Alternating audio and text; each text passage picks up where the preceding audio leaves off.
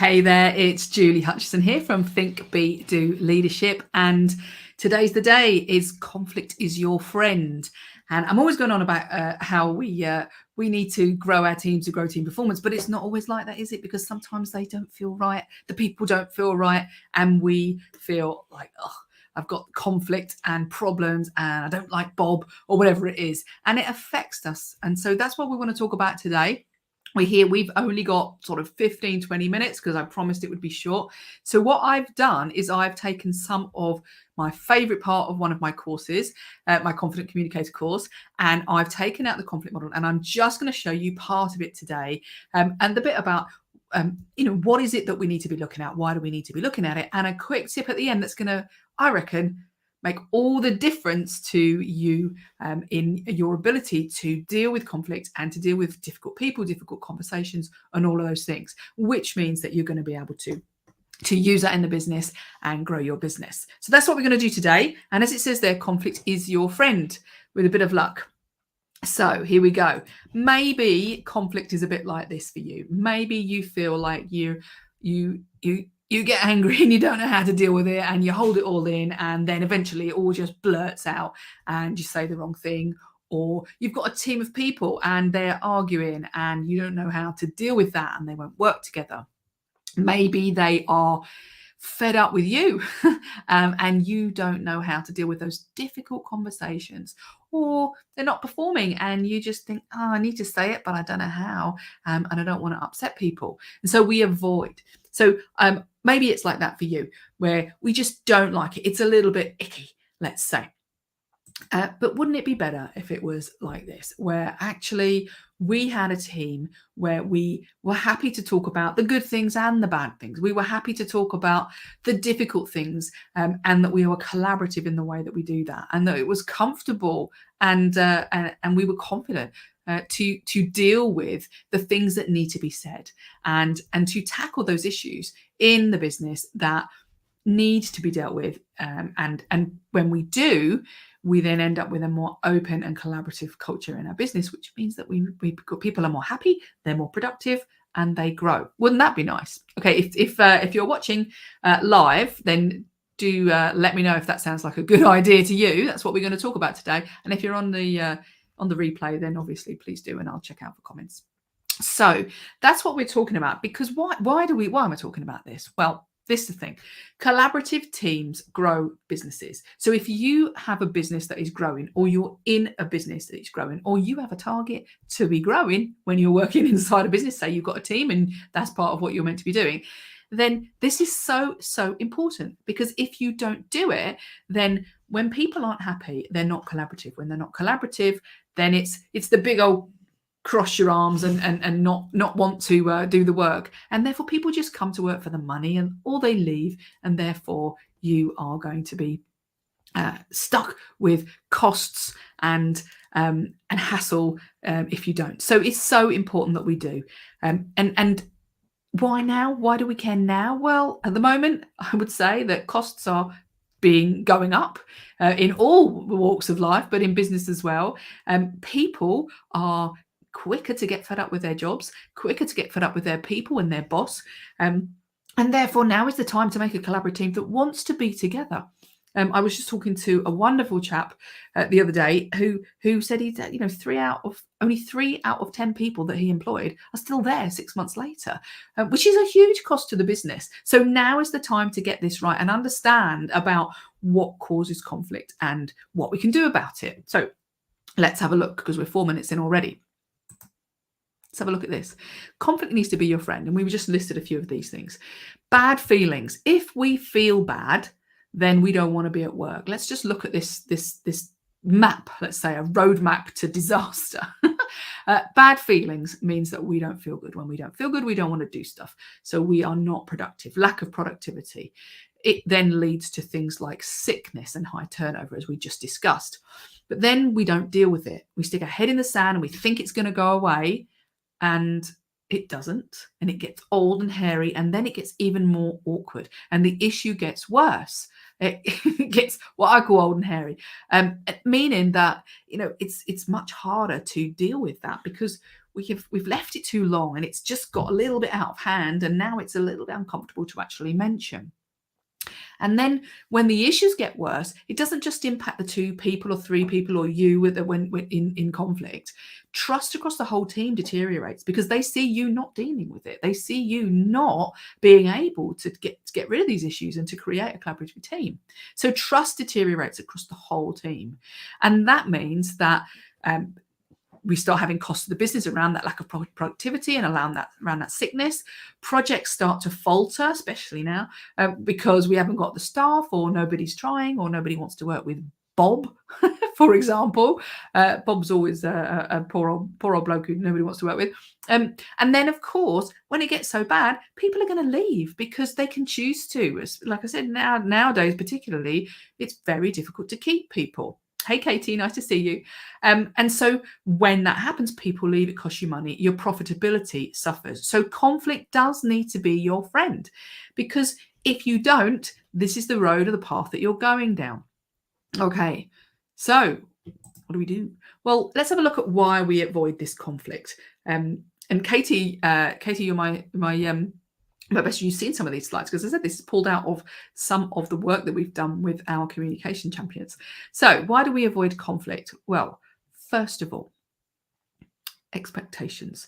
We expect that people are going to do what we want them to do, and they don't, and we don't want to upset people. So our expectation is that we don't say stuff. We don't, especially in Britain. If you're listening in Britain, then we don't say stuff. We keep it to ourselves, and we don't want to upset. So then we've got conditioning. What do I mean? Well, like I said, if you've grown up and your family or your mum or your dad or whoever it is told you, you be nice, don't upset, don't rock the boat, don't cause arguments, all of those sort of things that you should or shouldn't do, and those beliefs that you've got from years ago, they've conditioned you to respond to conflict in a certain way. That's why there's a dog there, for Pavlov's dog, who were conditioned. Anyway, I won't go into that. It'll take us too long.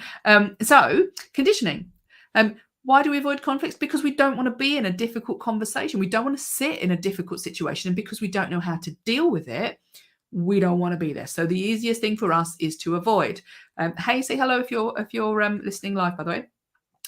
So we avoid the difficult conversation, and we avoid what we think we're doing is we avoid upset. We think, well, if I put my head in the sand or I don't deal with it, it's going to go away. That will stop the upset. That will mean that I don't have to worry about it.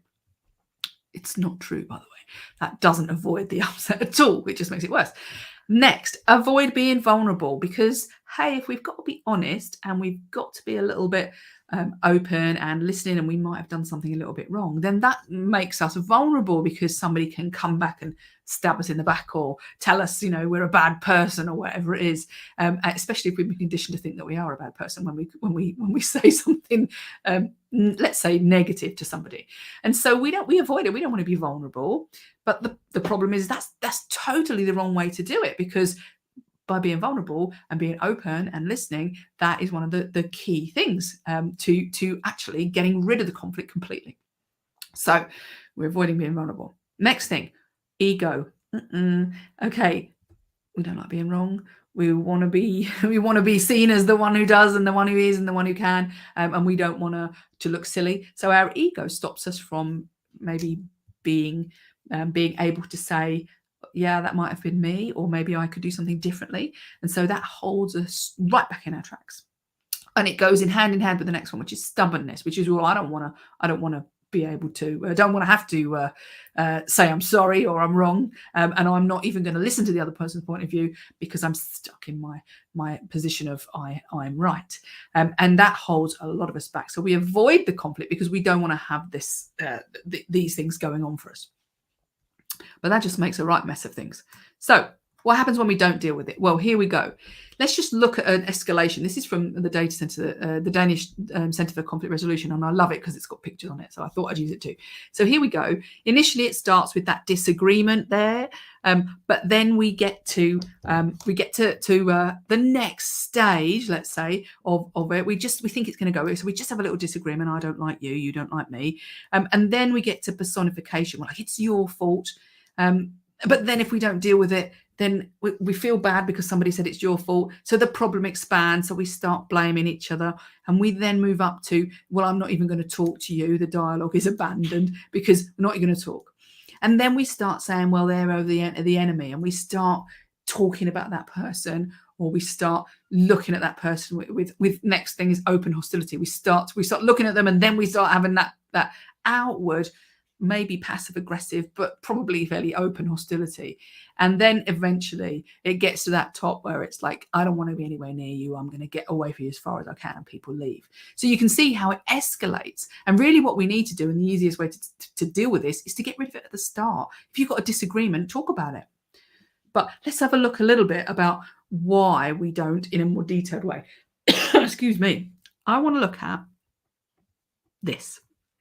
And this is a model of conflict. So if our needs are not met, then we're not happy. So I think that everything is about needs, because we all have needs. And if we normally in our sessions, we would be looking at the 6 human needs, but we don't have time today because we've only got 4 minutes. So needs are not met. When needs are not met, we feel bad. So let's say we have a feeling of loss. We have a feeling of loss, and because of that feeling of loss, like it's not fair, or I didn't get what I want, I didn't get my opinion heard, or any of these things, there's many different needs that might not be met. And because of that, our emotions get the better of us and we react. So we have a reaction to it. And because of our reaction, we have destructive behaviors. And the problem is the other person then has their needs not met. And this cycle is the cycle of conflict, so that it builds and builds and builds with people's needs not being met. And that's one of the keys I want to talk about today, because we don't have all day. So we're talking about just needs not being met. Because when your need isn't met, that feeling of loss means that your behaviors change. So if we could give people what they need in terms of their emotional needs or their behavioral needs or whatever it might be, and we talk about this a lot in our conflict communications champions, if we get that, then we will have our needs met, which means that we won't have the conflict. Okay, so our job is to find out, well, what is it that they really need? And I don't mean they need a hamburger or a bag of chips. What they need is that's one of those 6 human needs. Okay, so I'm not going to go to this, and I'm not even going to go down to this. What? Oh, no, I'm going to go there. 6 human needs. There we go. I'm going to flash it up quick because we haven't got time to go into all of them. But essentially, Tony Robbins said that we need certainty and uncertainty. In other words, we need to be safe, but we not to be bored. We need to be significant. Our ego is going to run us a little bit. We need connection and love. We need growth. We need contribution, and all of those things, which we dive into in our program. But all of those things mean that if one of them's missing, we have a feeling of loss, and therefore we have a potential for conflict. Okay, so it would be simple to think then. Let's move on, because I'm not going to go into everything. We're going to go to this. Just today, we're going to go to this because this is a shortened version and we have only 15 minutes and 2 minutes left. So if you think about that, conflict is born out of a loss because we didn't have a need met. So when we talk to people, we need to state what we need, because the minute we state what we need, rather than just what I call pokey conversations like, I don't like you, you're horrid, you're a nasty piece of work, or whatever it is, then what we get instead is the ability to state what we need and listen to the other person. And obviously we haven't got time to talk about that part today, but what I want to talk about is a quick tool that means that you can state what you need and say what's upsetting or making you feel bad without offending the other person. And you said, we avoid conflict because we don't want to offend the other person and we don't want to stir up and make more unmet needs. So what we're doing here is we're actually going to use a tool that allows us to do that without creating more conflict. And that's the bin model. And it's super simple, bearing in mind I've got 1 minute. So the super simple model is say, for example, I'm going to use Katie because she's on the call at the moment, it looks like. Let's say Katie, I don't know, talked behind my back or something like that. If I didn't like that, I could just get really annoyed. I've got an unmet need because of lack of respect or something like that. I don't feel part of things, so I'm missing my connection and I'm feeling bad. And I want to say to Katie, you're right thing, I don't like that. Or I could just try and ignore it and it's not going to go away. Instead, I could use this technique. And this is the one thing I think is the best thing since sliced bread. And that is, all I have to do is state B-I-N, bin, which is why I say bin it, okay? And that is, What's the behavior? Specifically, what's the behavior? So here I've given you an example. When you watch over me while I work on a project and you point things out, the impact is I feel belittled and disrespected, and I need you to trust me to get on with the work. Another example, when you took away that project and you gave it to Bob, the impact was I felt upset and devalued. I need to understand, I need you to understand and explain why you did that and if you value my work. Okay, so here are two examples. So Katie, I've got your example there. You've been talking about me behind my back. Katie, when I heard that you'd been talking to Bob about me, the impact was I felt belittled and disrespected, or a bit unloved. I really need to trust you and to be able to trust you, and for you to speak to me to my face. So can you see the way in which we do this means that you get your point across without saying, Katie, what a horrible person you are. Oh, that's my dog coughing. Oh dear. Hopefully you're all right there. Oh no, Maggie. No, she's not. So what we want to do is we want to make sure that we can say it without making the problem worse. And this means that you're very specific on the behavior. You speak about what impact it is, and you tell them what you need. So you're setting people up to succeed in a conflict situation, and you're reducing the conflict rather than increasing the conflict. So I want you, if you would love the tool, then I've got a nice worksheet for you. In fact, it might be the next slide. There it is.